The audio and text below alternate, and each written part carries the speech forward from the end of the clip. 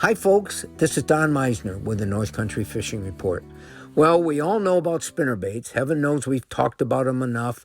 They catch every species of fish. And a spinnerbait, if you don't know, if you're one of those folks that might not know what they are, they're just a wire with some beads on it, a couple blades that will spin in the water and cause vibration and flash, and then they have a living rubber skirt.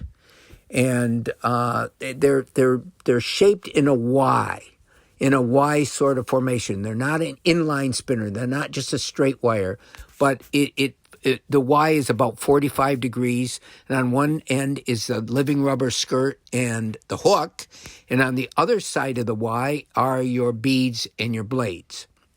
Well, here's the thing that I wanted to talk about today.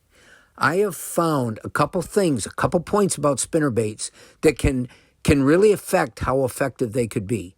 I mean, there's so many other things we've talked about: the shape of the blade, the color of the blade, whether it's gold or bronze or silver, and the color of the skirt. Those are all important things.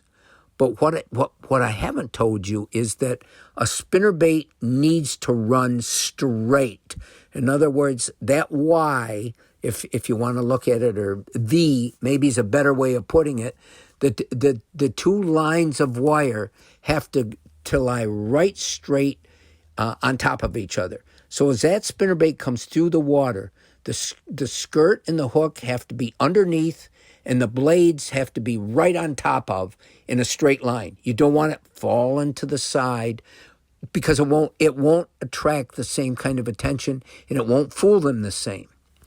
The other way so to keep it running straight, you got to make sure that wire doesn't get bent, and it can easily get bent if you catch a big fish, and when it just charges its jaw and shakes from side to side, it can bend that wire. And so you got to make sure that's running straight.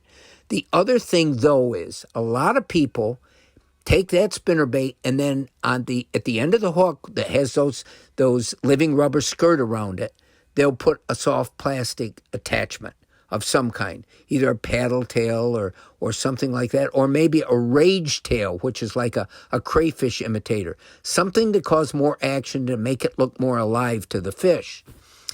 That maybe works really well. I tend not to do that. I tend to usually just use a spinnerbait with a bare hook with the skirt around it and not put any kind of trailer on it.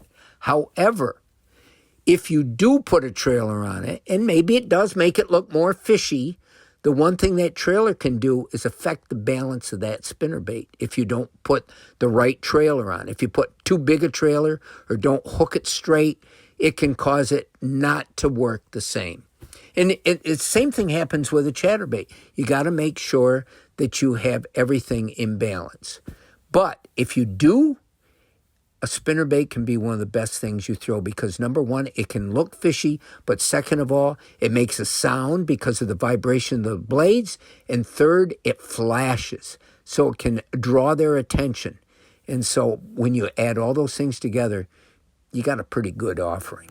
Until next time, folks, this is Don Meisner with the North Country Fishing Report.